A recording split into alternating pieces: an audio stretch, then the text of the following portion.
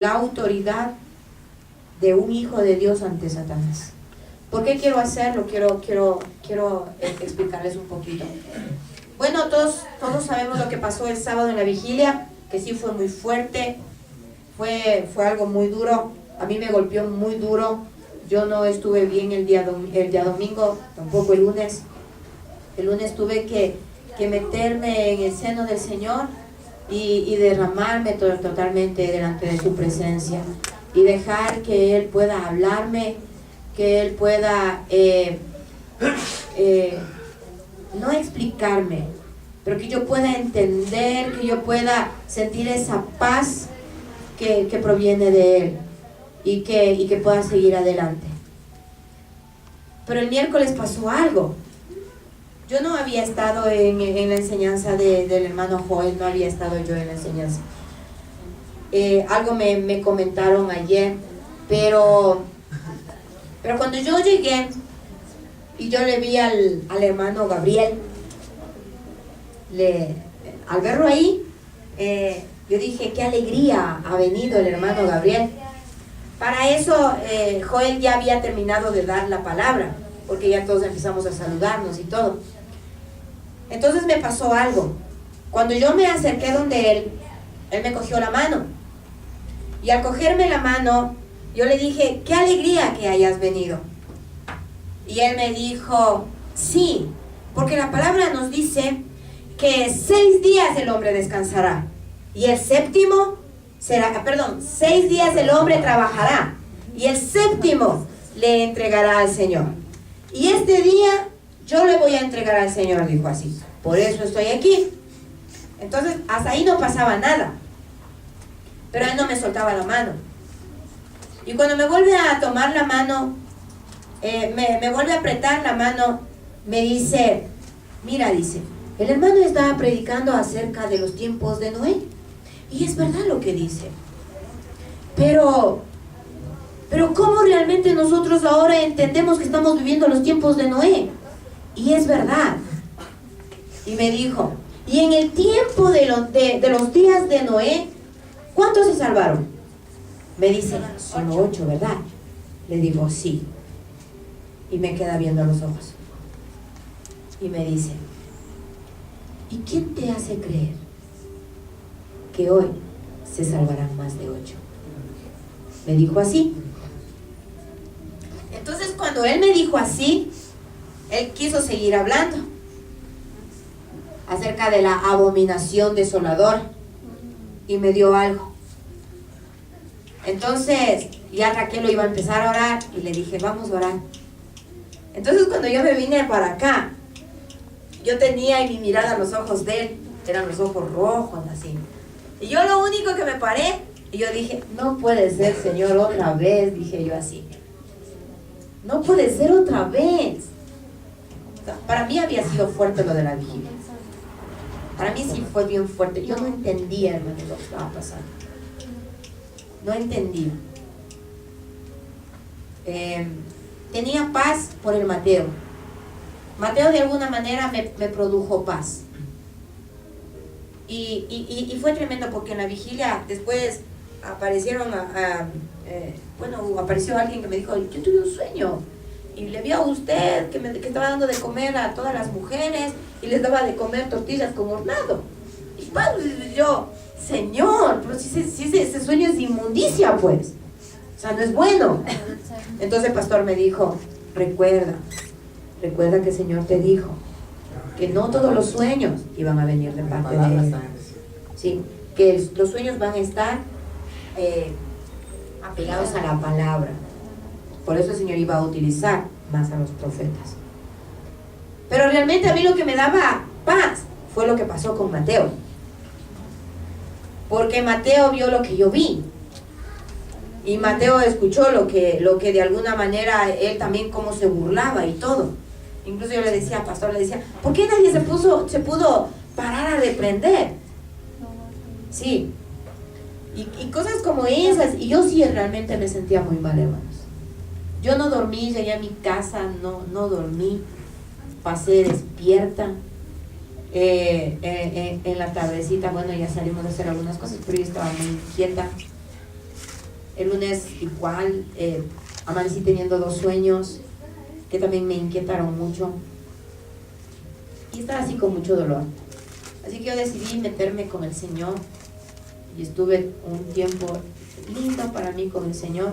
Y eso me dio paz. Bueno, y de eso fue que en la tarde cuando nos comentaron algo que quieren hacer en contra de la iglesia, o sea, si tal vez yo no hubiese tenido ese tiempo con el Señor, eso creo que me fulminaba a mí eso, me fulminaba, hermano.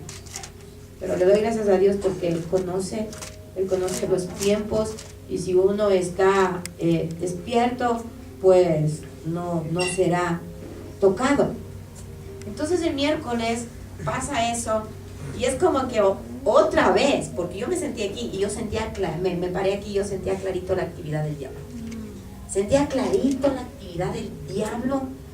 Y por eso decía, no puede ser otra vez, Señor, no puede ser otra vez. Y yo, ¿por qué? O sea, ¿pero por qué yo? O sea, ¿por qué yo? Esa era mi pregunta, o sea, ¿por qué yo? Y fue bueno, fue algo así tenaz.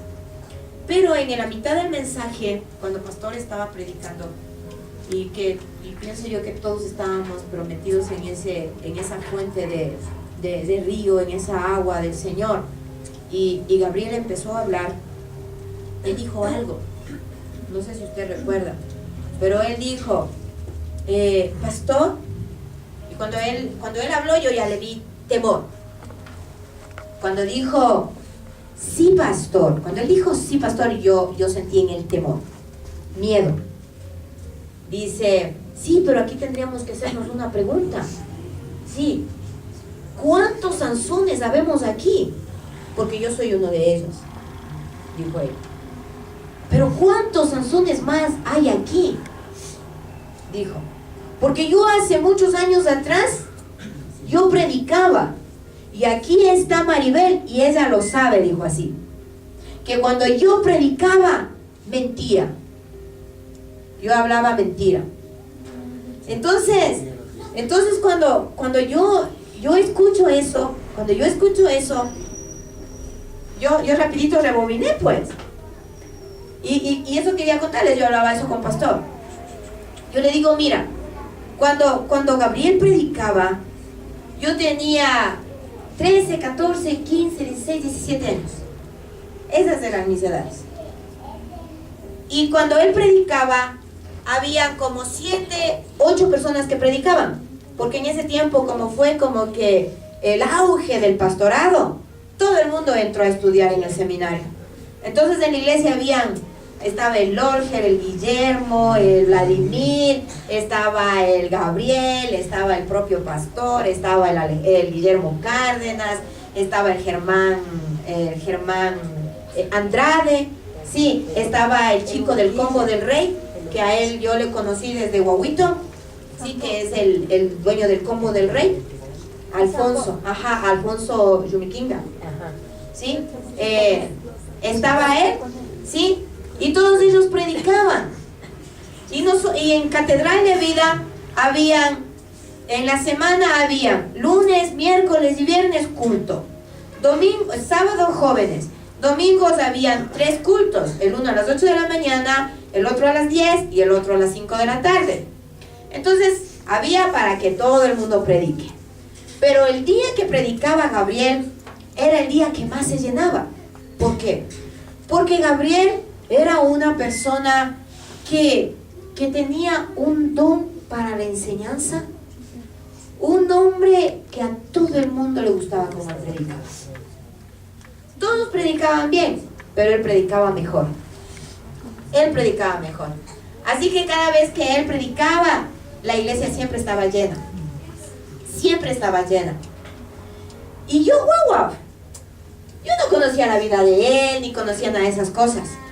Entonces, mal yo podría decir que lo que él hablaba era mentira. Sí, yo simplemente lo escuchaba. Cuando en mi vida tuve, como decir, la verdad de la iglesia, no de Gabriel, de la iglesia, fue cuando a mí el Señor me mostró, por medio de una profecía, lo que iba a pasar en Catedral de Vida. Entonces desde allí prácticamente unos 2-3 meses después yo salí de la iglesia y ya no tuve contacto de la iglesia. Hasta después de años que me enteraba lo que pasaba, que ya los pastores habían caído en adulterio, en fornicación, se seguían drogando. Gabriel era un joven que salió de la drogadicción. Fue un chico que le recogieron de aquí, de la Quito Sur. Era un joven delincuente, drogadicto, peligroso. Y un día dice él que pasaba por la iglesia. Pasaba por la iglesia y alguien le llamó. O sea, dice alguien porque él entró. Ese día él decidió entregarle su corazón al Señor. Desde allí él empezó a cambiar su vida. Tanto que él empezó a hacer muchas cosas. Él pasaba solo metido en la iglesia, le gustaba estar construyendo, le gustaba estar... O sea, ¿para qué? Sí, pero sí, era bien soberbio. Era una persona bien soberbia. Entonces todo eso yo me acordé en ese momento que él habló. Yo me acordé. Y yo decía, pero, o sea, yo no sabía. Y el Señor me mostraba. Es que no estaba hablándote a ti, me dice. Estaba hablando de lo que el Espíritu sabía que él hacía. Dijo el Señor. No hablaba de Maribel, sino de lo que el Señor le había dado a Maribel y que sabía, me decía el Señor. Y ¿sabe qué fue lo tremendo? Que cuando él hablaba, yo podía ver claramente que muchos podían llegar a la condición de él. Donde el Señor decía, no habrá otra oportunidad. Porque él es un joven, hermanos, que lastimosamente cayó tan bajo, después de haber subido tan arriba, sí, cayó tan bajo, que él, no sé desde el día que él se separó de la iglesia, cuántas iglesias ha visitado. No tengo idea. Lo que sí estoy segura, por lo que me ha contado su esposa, es de que él va a una iglesia, como él sabe y tiene conocimiento, ve algo que no le agrada, se va y nunca más regresa a esa iglesia. Por eso a mí también me llamó la atención, ¿por qué volvió a este lugar? Y yo le decía, Señor, o sea, ¿qué tienes tú de especial en este lugar para que tú vayas traído? Yo le decía ese día al Señor eso. Entonces, en base a eso, yo hice el mensaje hoy, para que podamos entender, hermanos. Y por eso le puse, ¿no?, la autoridad de un hijo de Dios ante Satanás. Amén. Y quiero empezar leyendo Santiago 2:19. Vamos a ir a Santiago 2:19. Y miren lo que dice.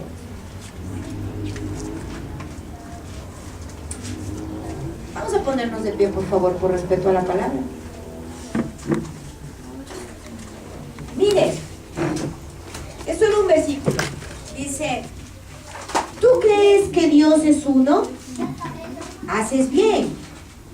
También los demonios creen y tiemblan. Amén. Pueden sentarse. Mire lo que dice. ¿Tú crees que Dios es uno? Bien haces. Está bien lo que haces. Pero déjame decirte, dice, que los demonios también le conocen. No solamente le conocen, sino que creen. Y no solamente creen, sino que tiemblan. Sí, sino que tiemblan. Pero para que llegue a esto, yo había escrito, tenemos que entender que este versículo está, digamos que infiltrado en un título que te dice, la fe se muestra con los hechos. Amén. Quiero explicar que Santiago, al enseñar que la fe era un acto no solo de palabras, sino de obras. hechos, una convicción de seguridad que tú verdaderamente estás viviendo para Dios, solo para Él. Y es allí donde Santiago puede decir con autoridad, porque él vivió y él sabía que los demonios, que Satanás conocían a Jesús. No solo lo conocían, sino que temblaban a través de su presencia. Amén. Entonces, miren, ¿qué quiero decir con esto? Que este pequeño versículo está mezclado entre algunos versículos donde Santiago está diciendo que la fe sin obras es muerta, que la fe se muestra con nuestros hechos, que la fe no solamente son palabras, sino es una convicción, es una seguridad, sí, de quién realmente eres, sí, delante de Dios, de quién realmente eres. Y yo digo, Santiago podía decirlo con autoridad. ¿Por qué?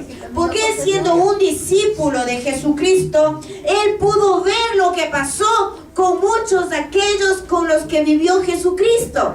Amén.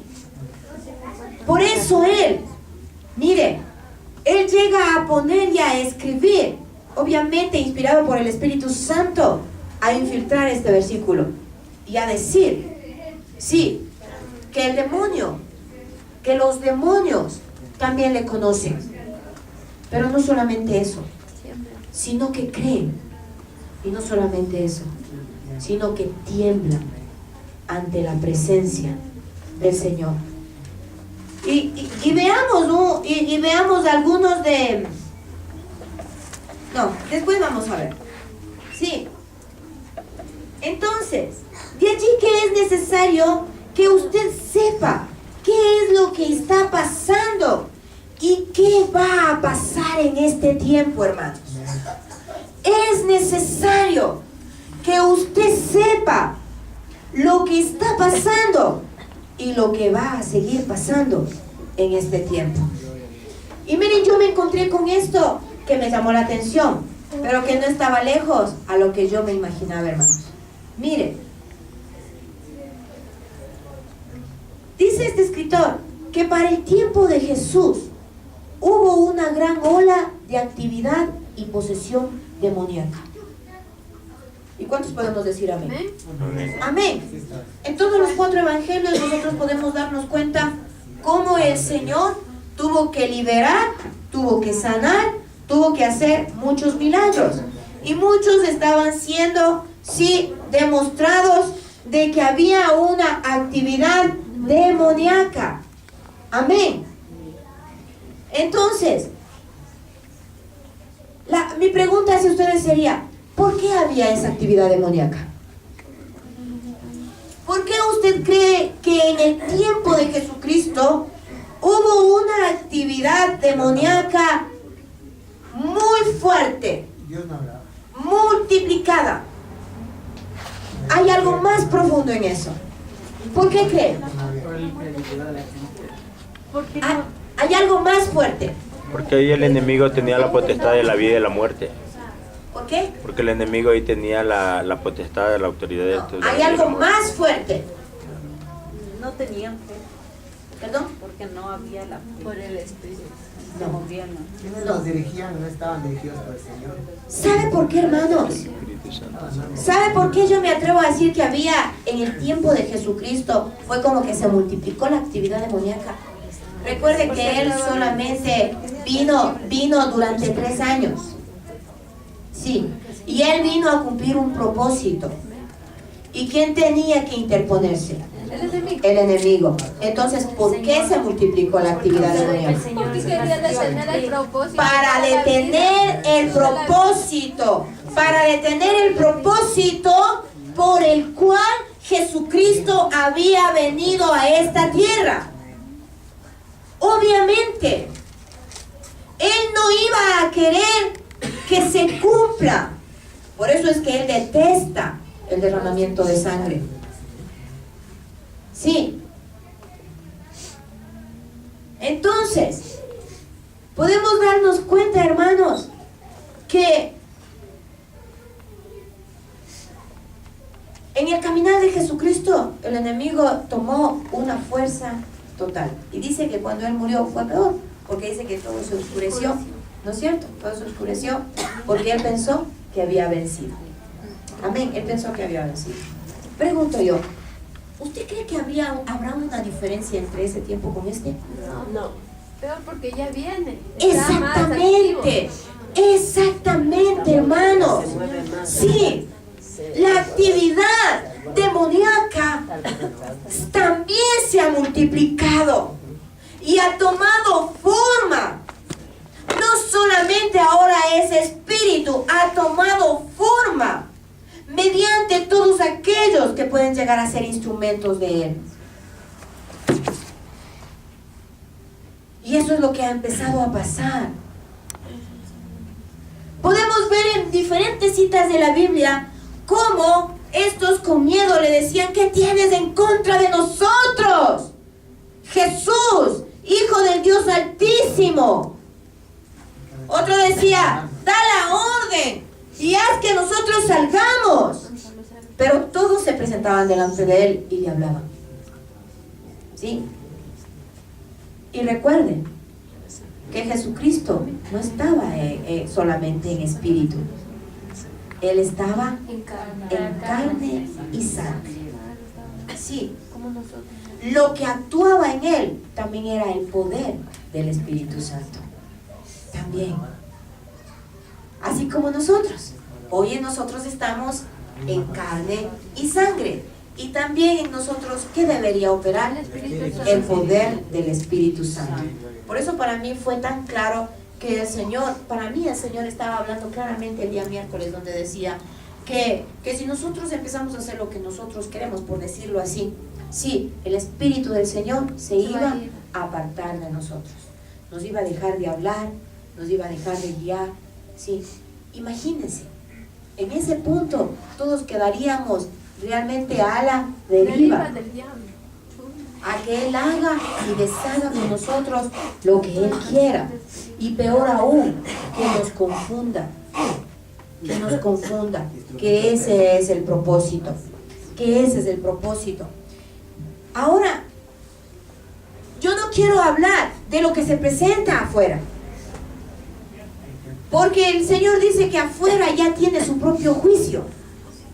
Amén. Ya tiene su propio juicio. Pero dice que es aquí donde nosotros debemos tener cuidado.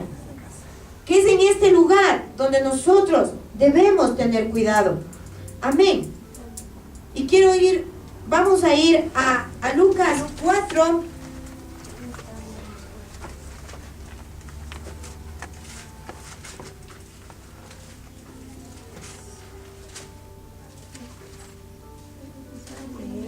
Amén. Y vamos a leer desde el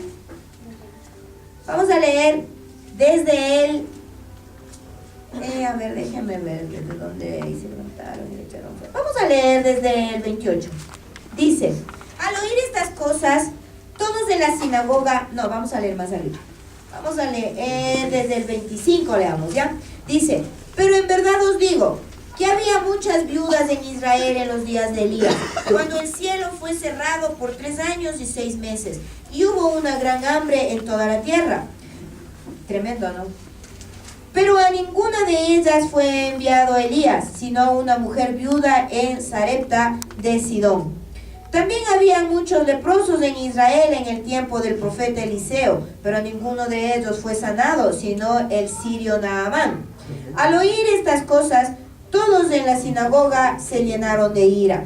Escuchará.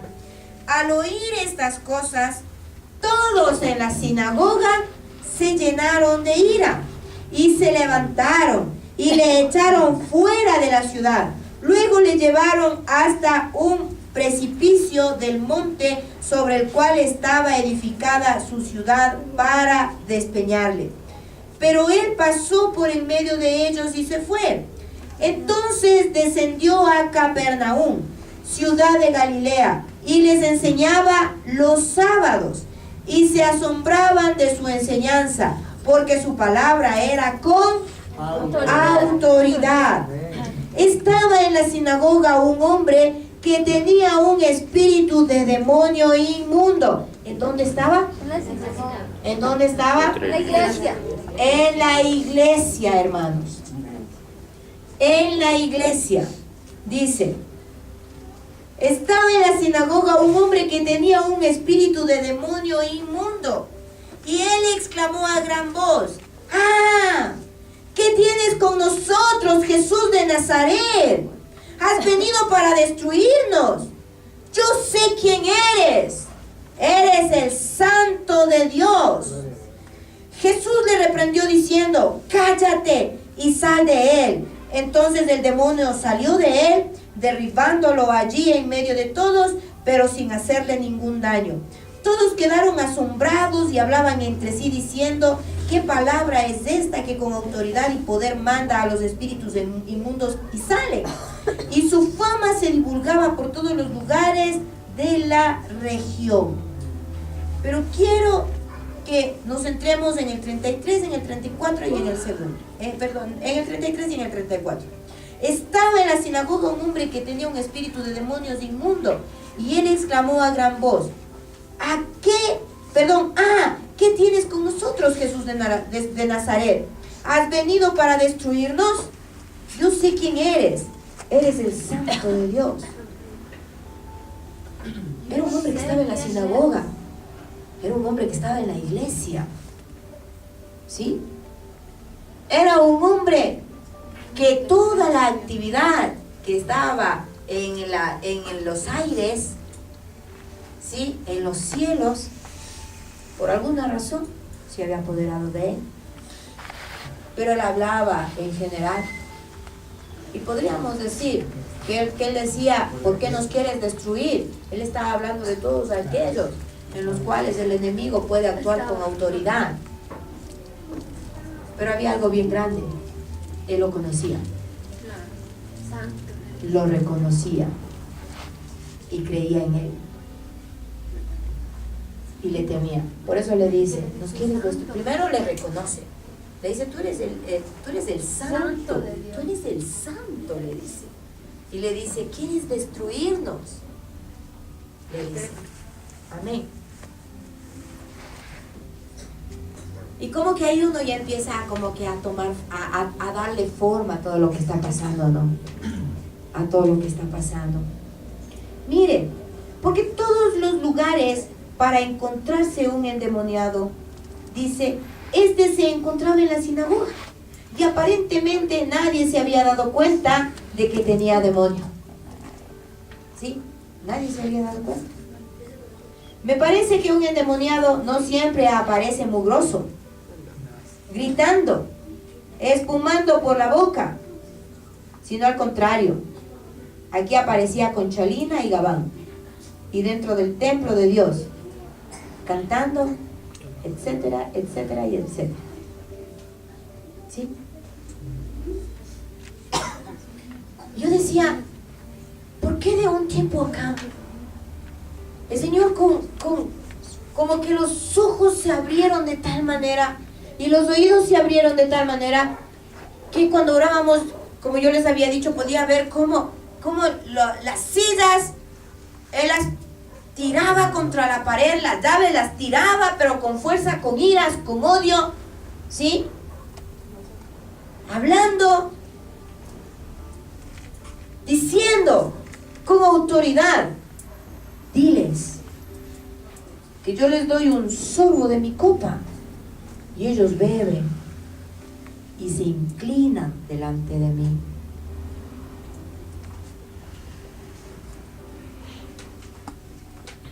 Yo decía, wow, Señor, ¿cómo nosotros poder tratar de mentir o de negar algo que está pasando en este mundo? ¿Qué está pasando en esta tierra? Que hayan las destrucciones, que hayan los deslaves, que hayan las inundaciones, obviamente no es de que Dios lo propicia. Lo que Él tiene que hacer es ordenar al príncipe de este mundo que mueva a todos los demonios que tiene a su cargo para que empiecen a trabajar, a servirle. a servirle. Hasta tal punto, ¿cuántos vieron lo que había pasado en el Square Garden? Es una locura. Es una locura lo que pasó ayer. ¿Cómo el enemigo puede entrar con tanta autoridad a un hombre? Dicen que estaba drogado, ¿no? Está como loco, está que escuchaba Y voces. decir que Dios le ha dicho que mate a la Mire, y él está conduciendo tranquilamente y empieza un arrebatamiento de tal forma que botó a mucha gente. O sea, es una locura, hermanos. Y la gente no se da cuenta. El diablo, pues. Y la gente no se da cuenta. ¿Qué tiene el Señor con nosotros? Para que pueda darle la orden a Satanás. Para que venga y diga lo que está pasando. El Señor los pone a su servicio. Los pone a su servicio, hermanos. El Señor le ordena y Él tiene que hacer. Por eso vino Gabriel. Porque en Él hay actividad demoníaca. En Él operan los demonios. Pero autorizado por Dios. Para que estemos preparados. Para que podamos tener entendimiento y discernimiento. Y sobre todo autoridad. Autoridad. Esa autoridad que no viene porque simplemente te dice te voy a dar autoridad, no. Autoridad que uno va alcanzando conforme vas caminando delante de Dios. Una autoridad donde tú tienes que decidir ser parte de Dios, o como decía el pastor, terminar siendo juguete del diablo. Pero ¿qué tiene el Señor con nosotros?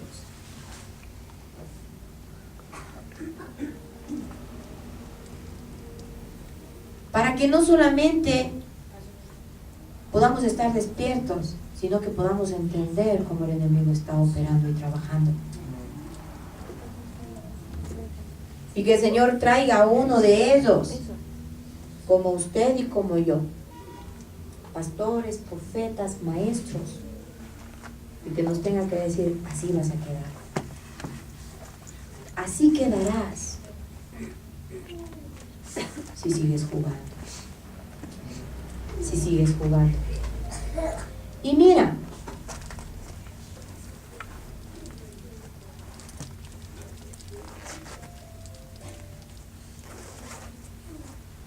¿tú sabías que Satanás y sus demonios también tienen un ministerio?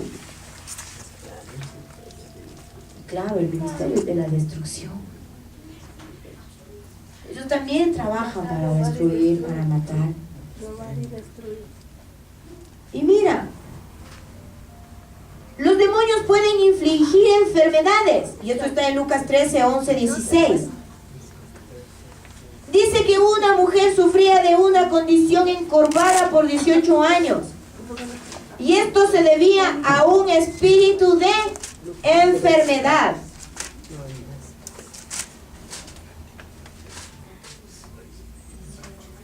Así que no solamente las enfermedades mentales, las enfermedades emocionales son operadas por una actividad demoníaca. Es que todo lo que el enemigo toca, él es el príncipe de este mundo. Amén. Y lastimosamente todo le pertenece a él, hermanos. Eso tiene que ver cuando uno se olvida las cosas, o sea, el instante también. Que el gobierno Sí, sí, sí, sí.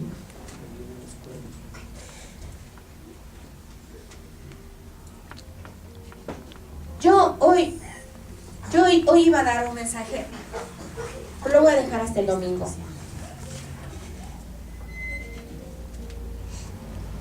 ¿Dónde uno puede llegar a tener tanta intimidad con Dios, tanta relación con Dios? Pero algo tan insignificante puede destruir nuestra vida, hermanos.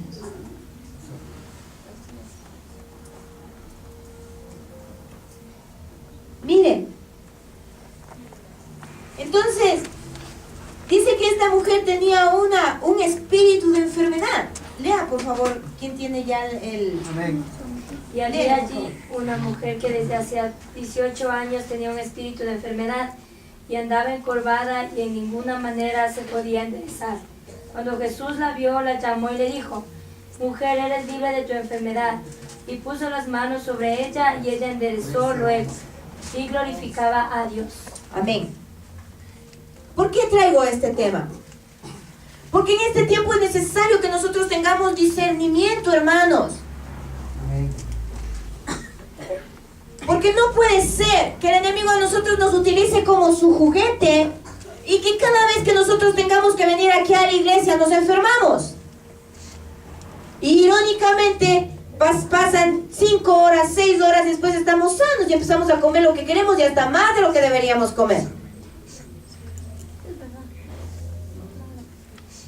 Y no nos damos cuenta que justamente el momento que tú vas a venir a la iglesia, el momento que tú has decidido ayunar, el momento que has decidido buscar de Dios, ¿qué pasa? Te empiezan las dolencias, enfermedades estomacales, enfermedades de la cabeza, dolores de la cabeza, dolores del cuerpo, dolores de los huesos, dolores de los pies, de las manos, sueño, cansancio. ¿Por qué? Porque simplemente debemos entender qué es lo que quiere el enemigo en este tiempo. Obstruir el propósito de Dios. Obstruir el propósito de Dios. Si se supone, hermanos, que ahora es donde el Señor nos está diciendo debemos estar juntos. Le dije que el Señor me había mostrado que Él quiere que estemos como un cuerpo juntos. ¿No es cierto? Hermano, el Señor me mostró cómo nos desprendemos. Cómo nos desprendemos. Y empezamos a caminar por allá. Y hasta que no haya un verdadero arrepentimiento y una verdadera convicción de que lo que yo estoy haciendo no es correcto, no puedes volver al cuerpo. Y mientras tanto, ¿sabes cómo está la iglesia? ¿Cómo crees que está la iglesia? Incompleta, desalineada, débil, diría yo. Débil, desprotegida, diría yo. ¿No quiere eso el enemigo? Pues eso es lo que quiere. Entonces, ¿qué es lo que el Señor necesita? Que tengamos un verdadero discernimiento, poder saber entre lo bueno y lo malo, para poder diagnosticar una semejante situación. Amén. Amén. Porque entonces el enemigo seguirá jugando contigo y no te podrá reconocer como a Jesús o como a Pablo. Y cada vez que Él quiera, seguirá haciendo con tu vida lo que Él quiere. Lo que el diablo o demonio infringe en una persona es permitido por Dios. ¿Por qué? Porque el diablo no conoce nuestro interior, pero ¿quién sí lo conoce? Dios. Así que el Señor le da la autorización al enemigo para que venga y para que nos provoque. Y te provoco el dolor. Y vamos a ver si te levantas. Y vamos a ver si vas a la iglesia. Y vamos a ver si oras. Y vamos a ver. Bonito, ¿no? Tengo el dolor, pero me quedo en casa, me quedo en cama, me quedo tapada. ¿Dónde está tu esfuerzo? Así te quiere tener el diablo. Sometido y dominado. Y eso está en Job 1:12. Amén. Dijo Jehová a Satanás: he aquí, todo lo que tienes está en tu mano, solamente no pongas tu mano sobre él. Y salió Satanás de delante de Jehová. Amén. ¿Qué es lo que dice el 2.8? Perdón, 2.6. Y Jehová dijo a Satanás, he aquí, él está en tu mano, mas guarda su vida. Segunda de Corintios 12, 7, 10.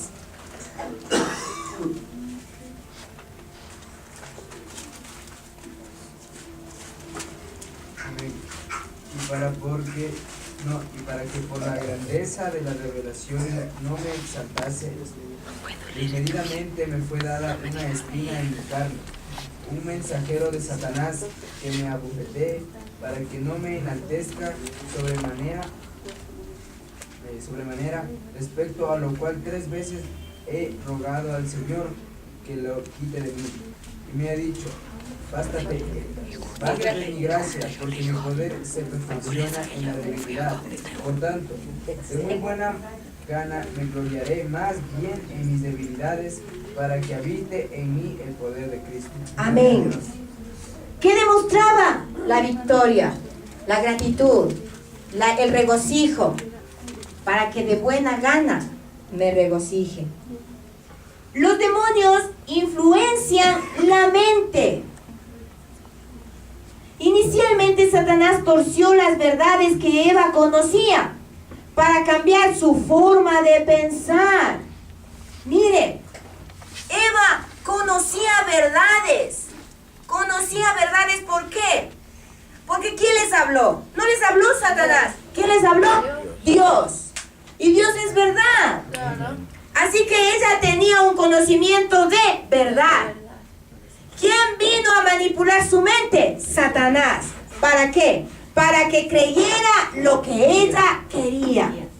Mire, para cambiar su forma de pensar. Génesis 3, 1, 5, creo que todos hemos leído, ¿no es cierto? Mire, el diablo sigue influenciando las mentes de las personas, cegándolos a la verdad del Evangelio. En 2 de Corintios 4:4, veamos lo que dice en 2 de Corintios 4:4. En los cuales el Dios de este siglo cegó el entendimiento de los incrédulos, para que no les resplandezca la luz del Evangelio de la gloria de Cristo, el cual es la imagen de Dios. Dice que nos ciega el entendimiento para que no nos resplandezca la luz de Jesucristo, la verdad de la palabra. ¿Qué es lo que entonces hace Él? Manipula nuestra mente. Tiene la autoridad para manipular la mente. Pero recuerde que yo dije que solo un hijo de Dios con autoridad no puede ser tocado con Satanás. Mire, indica que el enemigo tiene la habilidad de pensar y razonar. Aunque esta referencia se centraliza, dice, en los no creyentes. Pero el diablo y sus demonios también influencian en la mente de los creyentes. Así que no es solamente en los de afuera, es mucho más fuerte en los de adentro. ¿Por qué? Porque quiere obstruir el propósito de Dios. Amén.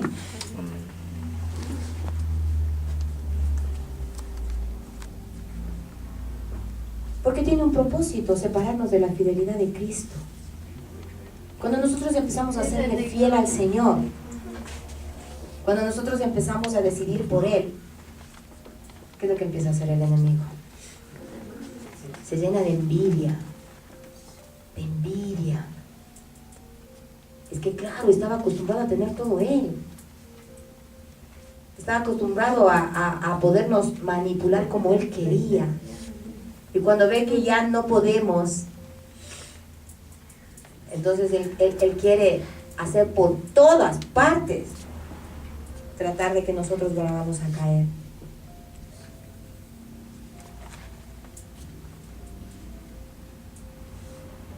Para que esto, hermanos, no pase en la vida de un creyente y de un verdadero hijo de Dios, la verdadera sujeción. La verdadera sujeción. Recuerden, Eva conocía la verdad, pero fue influenciada por los engaños de Satanás para que ella cambiara su forma de pensar. Cuando yo digo que una persona debe caminar en la verdadera sujeción, ¿qué significa? ¿En la sujeción que yo pienso que está bien? ¿En la que creo que está correcto? No. La verdadera sujeción. ¿Cuál es? La luz de la palabra. La palabra a mí me da libertad para yo poder vivir como Dios quiere, obedeciendo su palabra, hermanos. Entonces nos habla de la verdadera sujeción. Esto está en en 2 de Corintios 10:5. Derribando, lo sabemos. Derribando argumento y toda altivez que se levanta contra el conocimiento de Dios y llevando cautivo todo pensamiento a la obediencia a Cristo. Amén. Filipenses 4:6-8. por nada estéis afanosos, si no sean conocidas vuestras peticiones delante de Dios en toda oración y ruego, con acción de gracias. Y la luz de Dios que sobrepasa todo entendimiento guardará vuestros corazones y vuestros pensamientos en Cristo Jesús. En esto pensad. Por lo demás, hermanos, todo lo que es verdadero, todo lo honesto, todo lo justo, todo lo puro, todo lo amable, todo lo que es buen nombre, si hay virtud alguna, si algo digno de alabanza, en esto pensad. ¿Qué es lo que Dios nos manda? Que no demos cavidad al diablo. En todo lo puro, en todo lo santo, en todo lo honesto. Sí. Dice, en eso debemos pensar. No dando cavidad al diablo. Los demonios engañan a los hombres. Pablo estaba temeroso que la iglesia de Tesalónica fuera tentada por muchas pruebas y tribulaciones para dejar la fe en Cristo, aunque la habían recibido con gozo. Eso está en 2 de Tesalonicenses 3:5. Pablo conocía la obra de Satanás. Por eso dice que él estaba temeroso de que por causa de las aflicciones, de las tribulaciones que estaba pasando Tesalónica, el hombre perdiera la fe. ¿Cómo iba a perder la fe? Claro, con todo lo que el enemigo le presentaba. ¿Para qué? Para que dejara de creer. ¿Qué es lo que dice en 2 de Tesalonicenses 3:5? Y el Señor encamine vuestros corazones al amor de Dios y a la paciencia de Cristo. Amén. Mire, a través de sus emisarios, el diablo trabaja en los hijos de desobediencia. A través de los emisarios. El diablo trabaja a través de los hijos de desobediencia. Efesios 2:2, creo que lo sabemos de memoria.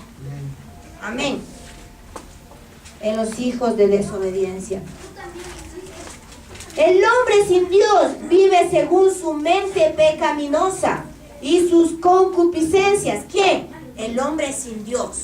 El hombre con Dios, no. El hombre que vive sin Dios vive conforme a su mente pecaminosa y sus concupiscencias. Puede ser que ese sea el problema en el mundo, en que estamos tratando de hacer que el hombre que no conoce la misericordia de Dios viva como si la conociera. Y es verdad. El diablo es la ave que se roba la semilla de la palabra. Eso está en Mateo 3:19. Quien viene a robar es el diablo.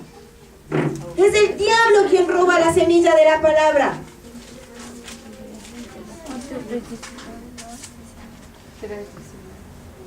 Mire, los demonios engañan naciones. Daniel 10:12-13.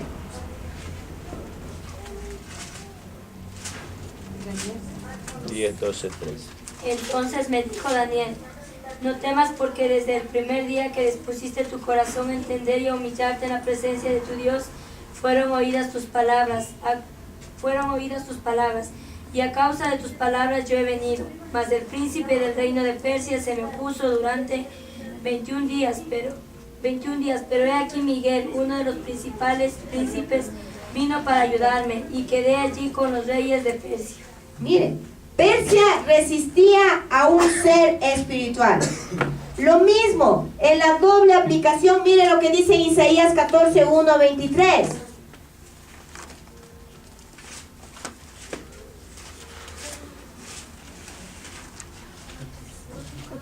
Porque Jehová 1:23. tendrá compasión de Jacob y todavía escogerá a Israel y le hará establecerse en su tierra. Isaías 14, 1, 23. Sí, Hasta ahí. Sigue, sigue. y a ellos se unirán extranjeros y se juntarán a la familia de Jacob. Y los tomarán los pueblos y los traerán a su lugar, y a la casa de Israel los poseerá por siervos y criadas en la tierra de Jehová. Cautivarán a los que lo cautivaron y dominarán sobre los que los oprimieron. En el día en que Jehová te dé reposo de tus trabajos, de tu desazón y de la dura servidumbre en que te hicieron servir, pronunciarás esta sátira contra el rey de Babilonia y dirás: ¿cómo terminó el opresor? ¿Cómo acabó la ciudad insolente? Quebrantó Jehová el bastón de los impíos, el cetro de los déspotas, el que hería a los pueblos con furor, con llagas permanentes, el que se enseñoreaba de las naciones con ira, con acoso sin tregua. Toda la tierra está en reposo y en paz, prorrumpe en aclamaciones.